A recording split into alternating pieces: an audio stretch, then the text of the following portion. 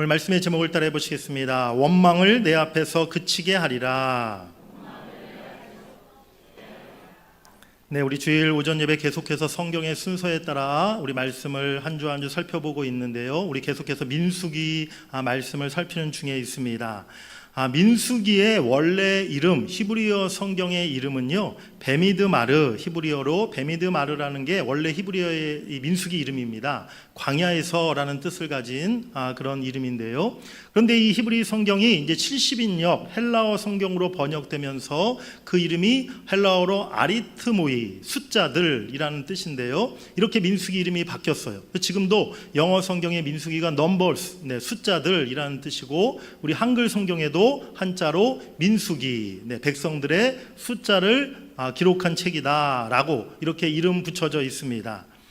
민수기에 왜 이런 이름이 붙여졌냐면, 민수기에 보면 1장과 또 뒤에 26장에 두 번에 걸쳐서 모세가 이스라엘 백성들의 전체 인구 조사를 한 내용이 민수기에 기록되어 있어요. 처음에는 가나안 전쟁 준비를 위해서, 두 번째는 가나안 땅 분배를 위해서 모세가 전체 이스라엘 백성들을 대상으로 두 번의 이 인구 조사를 했는데, 그와 같은 내용이 민수기에 기록되어 있다 해서 이렇게 민수기의 이름이 백성들의 숫자들이라는 뜻으로 이름 붙여진 것입니다. 그런데 제가 이번에 민수기를 자세히 읽고 또 살펴보다 보니까요, 민수기에 더 어울리는 이름이 있을 것 같다라는 생각이 들었어요. 그것이 무엇이냐? 민수기는 방황의 책이다라는 그러한 생각이 제 마음속에 들었습니다. 우리 한번 따라해 보시겠습니다. 민수기는 방황의 책입니다. 그렇습니다. 민수기를 읽어보니 민수기에 등장하는 많은 사건들이 참 이스라엘 백성들이 광야에서 어떻게 또 얼마나 많이 방황하였는가, 그것을 민수기에서 우리에게 여러 차례 보여주고 있다는 거예요. 오늘 본문의 말씀도 바로 그 이스라엘 백성들의 방황의 한 면을 우리에게 보여주시고 있는 사건입니다. 하나님께서 성경에 이처럼 이스라엘 백성들의 방황하고 실패하는 모습들을 자세히 기록하신 그 이유를 사도 바울이 설명하였어요. 고린도전서 10장 6절 7절과 11절 말씀을 우리 함께 읽어보시겠습니다. 그러나 그들의 다수를 하나님이 기뻐하지 아니하셨으므로 그들이 광야에서 멸망을 받았느니라. 이러한 일은 우리의 본보기가 되어 우리로 하여금 그들이 악을 즐겨한 것 같이 즐겨하는 자가 되지 않게 하려 함이니, 그들에게 일어난 이런 일은 본보기가 되고 또한 말세를 만난 우리를 깨우치기 위하여 기록되었느니라. 아멘. 하나님은 성경에 좋은 일들만, 또 잘한 일들만 기록하시지 않았다는 거예요. 때로는 실패하고 범죄하고 방황하였던 일들도 숨기지 않고 하나님은 다 기록해 놓으셨어요.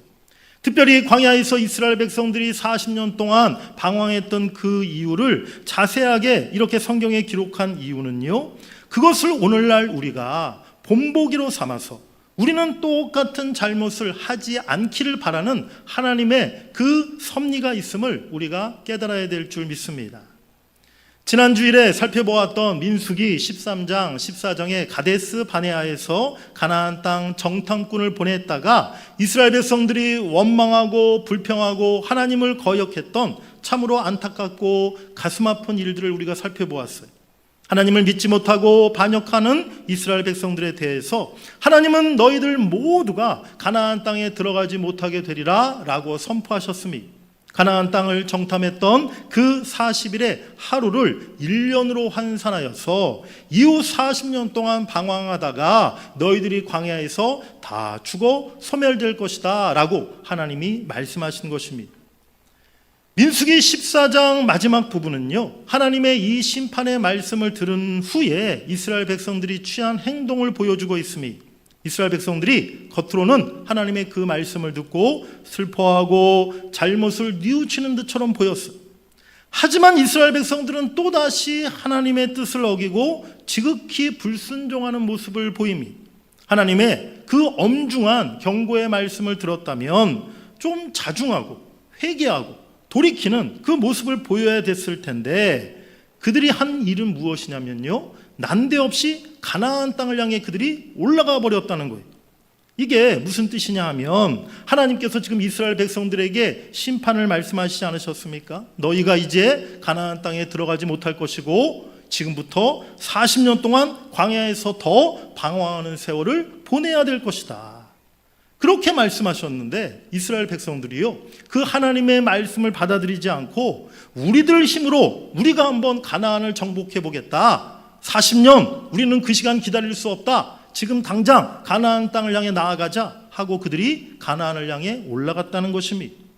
끝까지 돌이키지 아니하고 자기들의 고집과 교만을 꺾지 않는 어리석고 악한 모습을 오늘 이스라엘 백성들이 하나님 앞에 보였다는 것이죠. 그 결과가 어떠했겠습니까? 그 공격의 결과는 당연히 실패했습니다. 민수기 14장 45절 말씀에 보니까 아말렉인과 산간지대에 거주하는 가나안인이 내려와 그들을 무찌르고 호르마까지 이르렀더라. 오히려 가나안 사람들에게 패하여 그들은 호르마에까지 도망치는 신세가 되고 말았어요. 하나님께서 함께 하시지 아니할 때 어떤 싸움에서도 이스라엘은 실패할 수밖에 없음을 오늘 하나님이 그들에게 보여주신 줄 믿습니다. 이렇게 14장 가데스 바네아 사건 이후에 15장에서는 여러 가지 제사와 규례에 대한 말씀이 나오고요. 그 다음에 16장으로 넘어가면 또 다른 사건들이 등장합니다. 그런데 민수기 14장과 16장 사이에는요, 사실 38년이라는 간격이 있다는 사실입니다. 그러니까 14장 가데스 바네아 그 반역 사건이 있고 난 후에 38년의 세월이 흘러서 이제 민수기 16장이 이어지고 있다는 것이죠. 가데스 바네아 사건 후에 38년 동안 이제 이스라엘이 광야 생활 속에서 계속 방황하게 되었는데요. 그때의 시간 동안 이스라엘 백성들은 아무런 별로 달라질 것 없는 모습으로 살아갔음을 오늘 발견할 수가 있다는 거예요.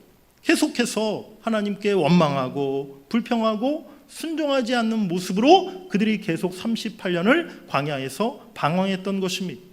그래서 오늘 성경은 그 아무런 의미 없는 38년의 기록을 완전히 다 생략해버리고 이제 38년이 흐른 다음에 일어난 사건을 비로소 민수기 16장에 다루고 있다는 것이죠. 여러분, 우리나라 현대사에 2번의 쿠데타 사건이 발생했던 것 잘 알고 있지 않습니까? 네, 2번이 언제 일어났습니까? 네, 5.16 때 한번 우리 군사 쿠데타가 일어나서 정권이 바뀐 적이 있었고요. 또 12.12 네, 쿠데타가 일어나서 또 군사 정부가 우리나라에 세워진 그런 적이 우리 역사에 있었죠. 그런데 안타깝게도 우리나라는요, 이 군사 쿠데타 2번 다 실패한 것이 아니라 결과적으로 성공했다는 거예요. 쿠데타를 일으킨 사람들이 다 우리나라의 대통령이 되고 정권을 잡지 않았습니까? 1980년 이 군사 쿠데타 사건을 소재로 한 영화가 몇 년 전에 이렇게 극장에서 개봉됐었는데요. 서울의 봄이라는 제목의 그런 영화였어요. 그 영화를 저도 보았는데 그 영화에서 이제 그 전두환 장군이 한 유명한 얘기가 나오더라고요. 어떤 얘기냐? 네, 쿠데타 실패하면 반역이고 성공하면 혁명 아닙니까? 네, 이런 유명한 한 얘기가 이렇게 나오더라고요. 오늘 이스라엘 그런데 이 광야 공동체 안에서 이와 비슷한 쿠데타 사건이 발생했다는 거예요.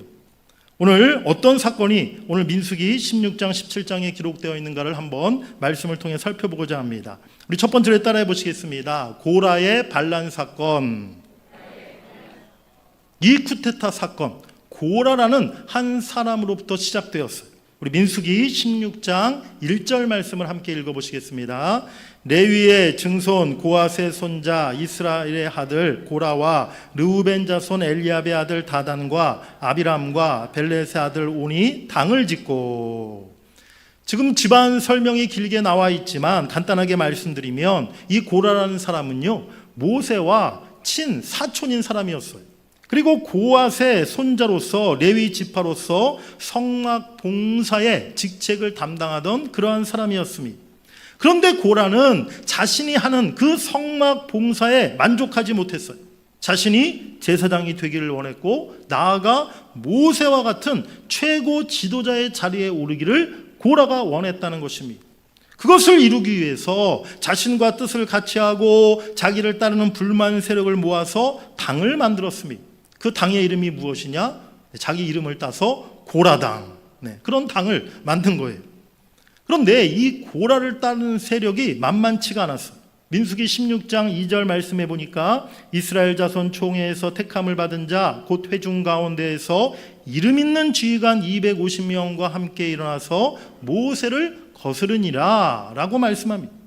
당을 짓고 이스라엘 각 지파 중에서 아주 이름 있는 지휘관들, 지도자급에 해당하는 250명의 사람을 다 포섭해서 이제 함께 모세에 대해서 그들이 반란을 일으켰다는 것이죠. 이들이 반란을 일으킨 이유가 무엇이었는가? 민수기 16장 3절에 보니까 그들이 스스로 그 이유를 말하고 있습니다. 우리 민수기 16장 3절 함께 읽어보시겠습니다. 그들이 모여서 모세와 아론을 거슬러 그들에게 이르되 너희가 분수에 지나도다. 회중이 다 각각 거룩하고 여호와께서도 그들 중에 계시거늘 너희가 어찌하여 여호와의 총회 위에 스스로 높이느냐. 뭐라고 이야기합니까? 모세와 아론을 가리켜서 너희들 너무 분수에 지나치다 라고 비난하고 있어요. 왜 너희 모세와 아론 두 형제 너희만 계속해서 모든 지휘권과 통치권과 권한을 다 독점하고 너희들 마음대로 우리를 이끌어가느냐 라고 이야기하는 것입니다. 모세와 아론 너희뿐만이 아니라 우리 모두가 다 거룩하고 우리 모두가 똑같은 하나님의 백성인데 왜 너희만 높은 자리를 차지하고 대장 노릇하고 있느냐라고 지금 고라 일당들이 불만 가득한 비판의 소리를 내고 있는 것이죠. 얼핏 들어보면요, 이 고라 일당의 이야기가 굉장히 합리적이고 민주적이고 개혁적인 그런 주장처럼 들려집니다. 그렇지 않습니까? 우리 모두가 다 똑같은 하나님의 거룩한 백성인데 지위와 권한이 다 똑같아야 되지 않느냐? 왜 모세 너만 다 권한을 가지고 있느냐? 우리들에게도 권한을 나눠달라. 우리들의 주장을 받아달라. 지금 그렇게 이야기하고 있는 거예요. 사람들의 인기를 끌만한 그러한 충분한 주장이었다는 거예요. 그런데 이 주장은요, 아주 커다란 착각이었습니다. 왜 그렇습니까? 사실 모세와 아론이 언제 자기들이 하고 싶어서 지도자가 되었고 제사장이 된 것입니까? 그런 것이 아니었죠. 모세가 이스라엘의 지도자가 되고 아론이 제사장의 직분을 받은 것은요, 자기들이 하고 싶어서 된 것이 아니라 누가 시켜줘서 된 것이 아니라 하나님이 친히 그들을 불러서 이스라엘의 지도자로 제사장으로 삼으셨다는 사실입니다. 하나님께서 모세를 준비시키셨다가 80세에 그를 부르셔서 출애굽의 역사를 감당하게 하시고 이스라엘의 지도자로 세우셨어요. 아론 역시 하나님이 불러서 모세의 대언자가 되게 하신 것이고 나중에 아론의 자손들이 제사장의 직분을 감당하도록 하나님이 직접 임명해 주셨다는 사실입니다. 하나님께서 그들을 이스라엘 백성의 지도자로 친히 세우셨다는 것이죠. 그렇기 때문에 지금 고라 일당의 반역은요, 모세와 아론에 대한 반란이라기보다는 모세와 아론을 지도자로 세우신 하나님에 대한 반역이다라고 말할 수가 있다는 것입니다. 지금 고라 일당의 반역은요, 자신들의 인간적인 탐심을 채우려고 했던 악한 의도로 시작된 것이고 나아가서 하나님의 권위와 통치를 무시하는 지극히 교만한 행동이었던 것이죠. 세상 정치에 포퓰리즘이라는 말이 있습니다. 이 포퓰리즘 정치가 무엇이냐면 대중의 인기에 영합해서 권력을 얻고 유지하려는 그런 정치 방식, 정치 행태를 말하는 것인데요. 이 정책이 옳고 바른지 따지지 않습니다. 이것이 국가의 이익인지 손해인지를 생각하지 않습니다.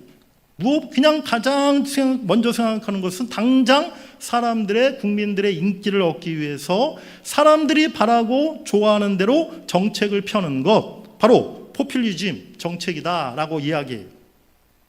여러분, 제가 중대한 질문을 한번 여러분들에게 드리겠습니다. 교회의 주권이 누구에게, 어디에 있다고 여러분들은 생각하고 계십니까? 목사는 당연히 아니고요. 그럼 교회의 주권이 누구에게 있는 것일까요? 우리가 흔히 생각할 때 교회의 주권은 민주주의 방식으로 우리 교인들에게 교회의 주권이 있는 것이 아닌가, 여러분들이 생각하실 수 있을 것 같아요. 그런데 그것도 아니라는 것입니다. 교회의 주권은 언제나 교회의 머리 되시는 예수 그리스도에 있다는 사실을 여러분들이 꼭 기억하시기를 바랍니다.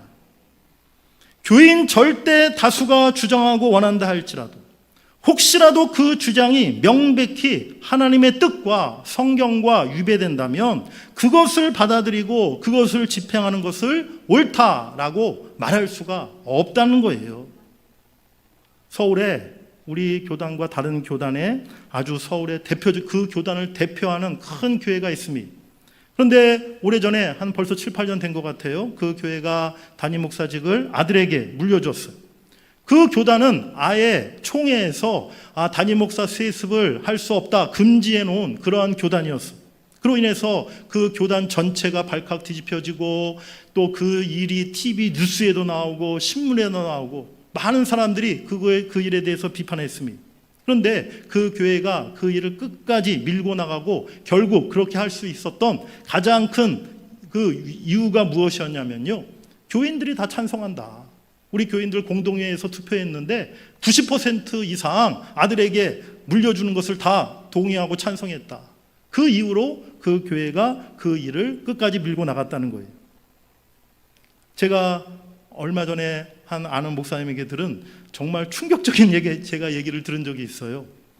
그 목사님 후배가 한 지방 도시에 이제 한 3년 전에 작은 교회 담임 목사로 이렇게 청빙받아 가게 되었는데 그 교회는 작은 교회였다고 그래요. 교인 숫자가 뭐 한 20명 정도 되는 한 작은 상가에 있는 그런 상가 교회였는데 그래도 이 목사님이 가셔서 사모님과 함께 교회를 좀 새롭게 하고 교회를 부흥시켜야겠다. 또 전도를 한번 해봐야겠다. 이런 열심을 가지고 뭐 교회 부임에 가자마자 매일같이 이렇게 밖에 나가서 노방전도하고 전도지 만들어서 이렇게 성도들 또 함께 전도하자 이렇게 많이 이야기를 강조하셨다는 거예요. 그런데 그 교회 오래된 그런 은퇴 장로님들, 은퇴 집사님들 한 10여 명이 계신데 이분들이 매일같이 교회에 출근하신대요. 그래서 매일같이 교회에 오셔가지고 교회에서 점심 먹고 그래서 담임 목사님이 하시는 일 중에 하나가 그 교회에 매일같이 출근하시는 그 어르신 성도님들에게 라면 끓여드리는 일이 담임 목사님 중요한 일 중에 하나래요. 그런데 그분들이 이 담임 목사님에게 계속 압박을 하는 거예요. 목사님, 우리 교회 전도 필요 없습니다. 우리 교회 새 가족 올 필요 없습니다. 우리 교회는 지금이 좋습니다. 왜 목사님 자꾸 전도를 이야기하십니까? 뭐 자꾸 새로운 거 하시려고 하십니까? 새로운 거 하실 생각하지 마시고 전도 같은 거 하실 생각하지 마시고 그냥 이 상태로만 잘 유지해 주시고 설교만 잘해 주세요. 그분들이 이 목사님에게 젊은 목사님에게 계속 그 이야기를 하신다는 거예요. 나중에 한 그 무리들 중에 한 분한테 이 목사님이 들은 얘기가 충격적이었어요. 그분들 생각이 무엇이냐? 지금 우리 교회 성도들 한 20명, 나이 드신 분들만 20명 남아있는데 한 5년, 10년 지나면 이제 한 분, 두 분 돌아가시고 한 분, 두 분 이사 가시고 그러고 나면 우리 한 10명만 남게 될 것이다. 그때 가면 이제 우리 교회 문 닫고 교회 폐쇄하고 남은 이 상가 건물 부동산 정리해가지고 우리 남은 사람들 교인들끼리 그 재산을 분배하고 나눠 가지자. 그런 생각 갖고 있더라는 거예요. 제가 그 얘기를 듣고 충격을 받았습니다. 정말 한국 교회에 이런 교회가 있을 수 있나? 이런 생각을 가진 교인들이 있을 수 있나? 그런데 지어낸 말이 아니라 현실이라는 거예요. 저는 그런 교회가 과연 그 교회 하나뿐일까라는 생각이 들더라고요. 사랑하는 여러분, 우리 하나님은요, 사람에게 끌려다니고 사람들이 원하는 대로 그렇게 움직이시는 그러한 분이 결코 아니시라는 것입니다.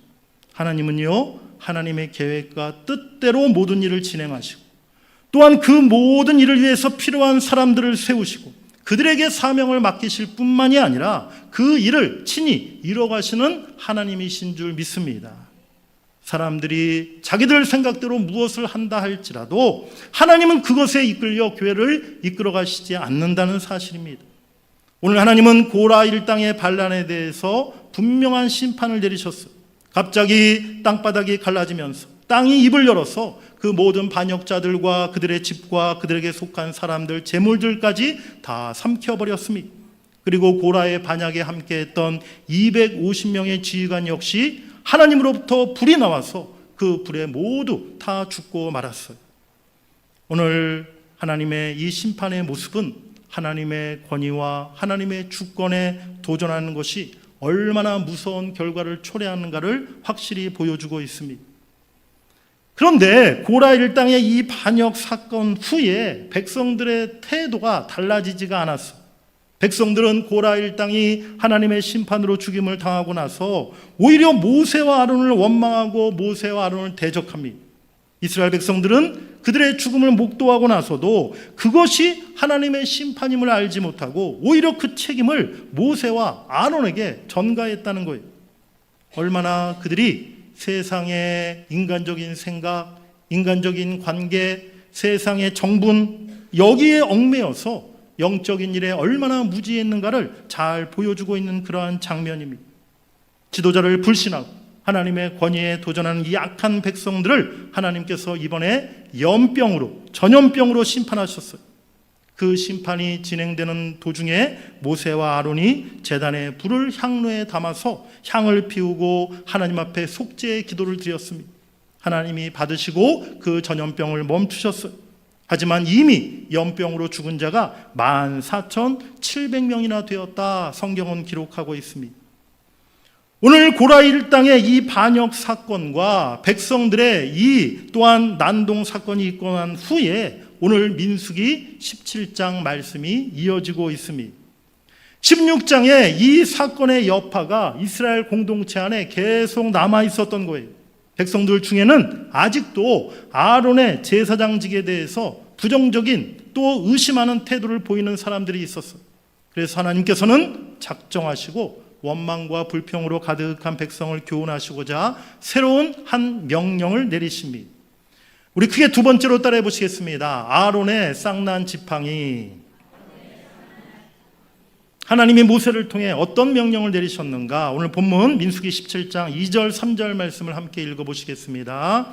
너는 이스라엘 자손에게 말하여 그들 중에서 각 조상의 가문을 따라 지팡이 하나씩을 취하되 곧 그들의 조상의 가문대로 그 모든 지휘관에게서 지팡이 12를 취하고 그 사람들의 이름을 각각 그 지팡이에 쓰되 레위의 지팡이에는 아론의 이름을 쓰라. 이는 그들의 조상의 가문의 각 수령이 지팡이 하나씩 있어야 할 것임이니라. 아멘.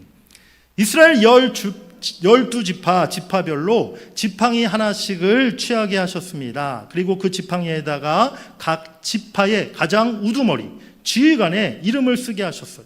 그 12 중에는 레위 지파를 대표해서 아론의 이름을 쓴 지팡이도 있었습니다. 그리고 하나님은 그 12개의 지팡이를 회막 지성소 안에 있는 증거계 법궤 안에 두게 하셨어요. 그리고 하나님이 택한 지팡이에만 싹이 나게 될 것이다 라고 하나님이 말씀하십니다. 오늘 하나님이 이런 명령을 내리시고 이런 표적을 행하시는 이유가 무엇이었습니까? 5절 하반절에 보니까 이것으로 이스라엘 자손이 너희에게 대하여 원망하는 말을 내 앞에서 그치게 하리라 라고 하나님이 말씀하십니다. 지도자 모세와 아론에 대한 원망, 그리고 나아가 하나님에 대해 원망하는 말을 그치게 하시겠다라고 하나님이 말씀하신 거예요. 그 다음날 모세가 회막에 들어가 보니 놀랍게도 하나님이 말씀하신 대로 아론의 지팡이에만 움이 돋고 순이 나고 꽃이 피어서 살구 열매가 열린 것을 보게 되었어요. 어떻게 지팡이에 무슨 싹이 나고 꽃이 피고 또 거기에 열매가 맺힐 수 있겠습니까? 하나님의 놀라운 기적이고 표적이었던 것이죠. 오늘 아론의 이 쌍난 지팡이 사건은요, 고라 일당의 반역 그리고 영적 지도자에 대한 원망이 다시는 발생하지 않도록 하기 위한 하나님의 특별한 조치였던 것입니다. 하나님이 세우신 모세와 아론을 더 이상 대적하면 안 된다는 것을 분명히 그들에게 보여주신 것이죠. 그 외에 하나님은 바로 이 사실을 대대로 기억하도록 하기 위해서 아론의 쌍난 지팡이를 증거계 법궤 안에 보관토록 하셨습니다. 그래서 이제 그때부터 증거궤 법궤 안에는 세 가지 성물이 영원토록 보관되게 되었어요. 첫 번째는 모세가 하나님께로부터 받은 율법 두 돌판이었습니다. 그리고 두 번째는 만나가 든 항아리, 세 번째가 아론의 지팡이였던 것이죠. 이 세 가지 성물은 각각 상징하는 것이 있습니다. 십계명 돌파는 하나님의 말씀을 상징하는 것이고요, 만나 항아리는 하나님의 은혜를 상징하는 것이고, 아론의 지팡이는 하나님의 영적 권위를 의미한다는 것입니다. 여러분, 오늘 이 증거계 안에 세 가지 성물이 뜻하는 바, 그 의미를 여러분들이 잘 기억하시고 이에 따라서 여러분들이 신앙생활의 기준을 삼으시기를 간절히 바랍니다. 그렇습니다. 항상 우리는 하나님의 말씀을 기준으로 하나님의 말씀대로 신앙생활해야 될 줄 믿습니다. 날마다 광야와 같은 우리 인생길에서 베푸신 하나님의 은혜를 잊지 않고 그 하나님의 은혜를 감사하는 삶을 살아가야 될 줄 믿습니다. 하나님이 세우신 권위 앞에 순종하는 신앙생활을 해야 될 줄 믿습니다. 그리할 때 날마다 하나님의 임재하심과 하나님의 함께하심을 경험하는 복된 우리의 삶과 신앙이 될 줄 믿습니다. 그러한 복되고 아름다운 생명의 삶을 살아가시는 여러분들이 되시기를 간절히 바랍니다. 우리 마지막 세 번째로 따라해 보시겠습니다. 탐욕에서 반역까지. 지난 3주 동안 살펴본 민수기 말씀, 설교 처음에 제가 말씀드린 대로 그야말로 방황의 연속이었어요. 그래서 민수기가 방황의 책이다 이렇게 이름 붙일 수가 있다는 것입니다. 이제 마지막으로 그 방황의 모습을 정리해 드리려고 하는데요, 이스라엘 백성들의 방황 세 가지 원인이 있었습니다. 첫 번째는 탐욕이었습니다. 이것은 기브롯 핫다와 바로 탐욕의 무덤에서 나타났던 일인데요, 광야에서 고기 먹고 싶다는 타령하고 지나친 욕심을 부린 그 탐욕이 하나님 은혜에 대한 감사 대신에 불평과 원망을 낳았던 것입니다.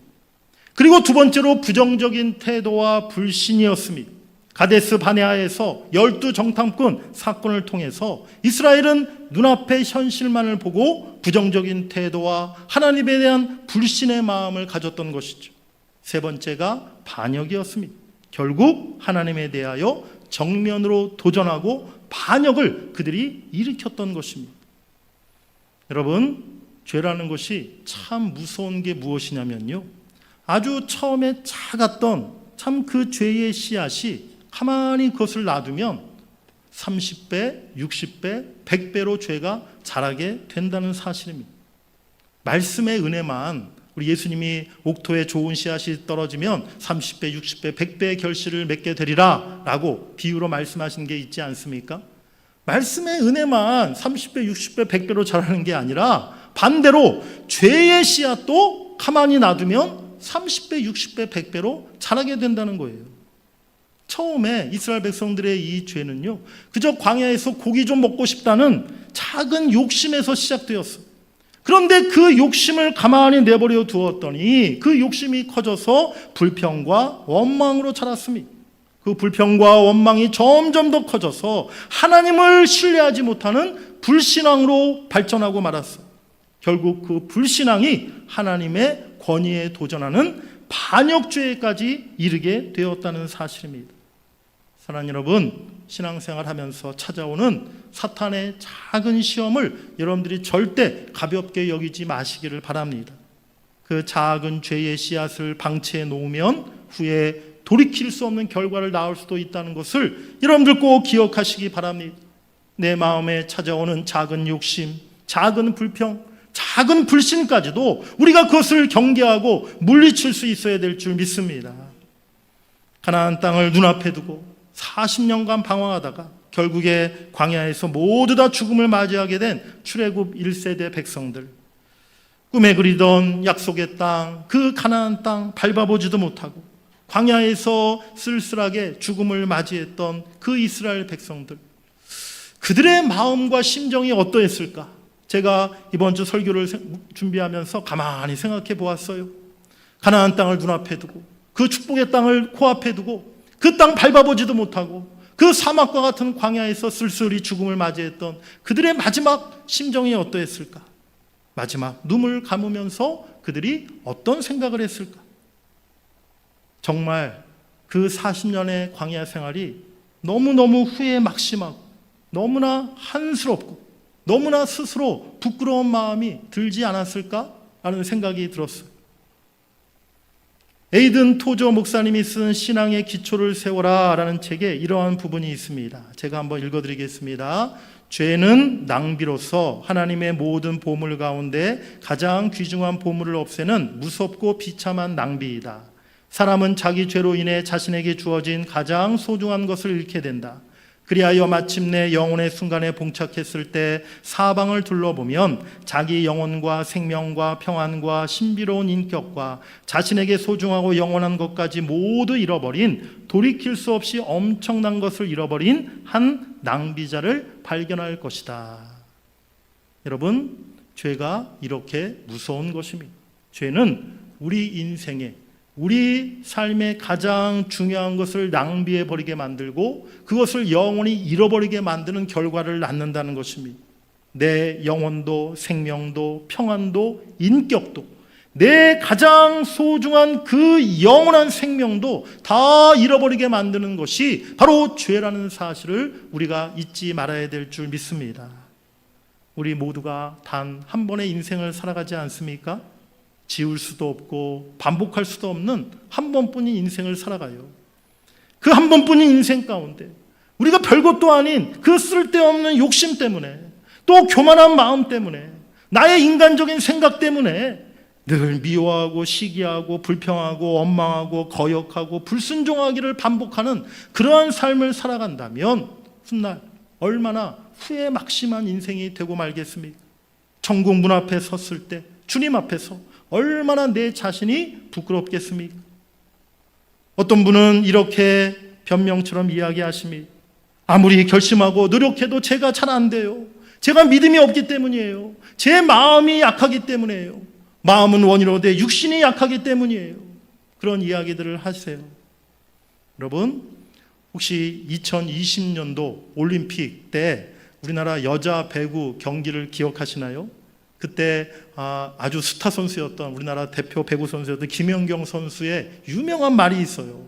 우리나라가 경기에서 이제 곧 지기 일보 직전이었는데 다른 선수는 다 포기하는 상황이었는데 김연경 선수가 다른 선수를 향해 외쳤던 유명한 말이 있습니다.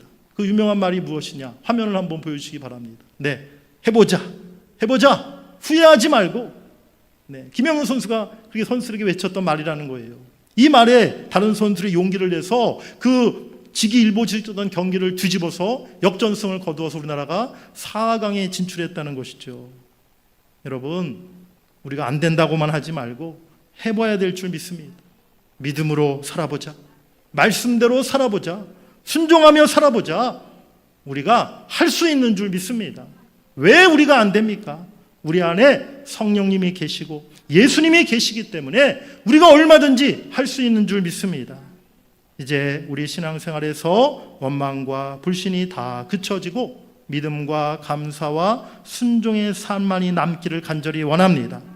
그리하여 이 땅에서 하나님이 예비하신 가나안의 복을 여러분 모두가 더욱 풍성히 누리시고 또 영원한 가나안 천국 문 앞에서 기쁨으로 우리 주님을 맞이하시고 천국에서 그야말로 해같이 빛나실 수 있는 우리 동문교회 모든 성도 여러분들 되시기를 주의 이름으로 간절히 축원합니다.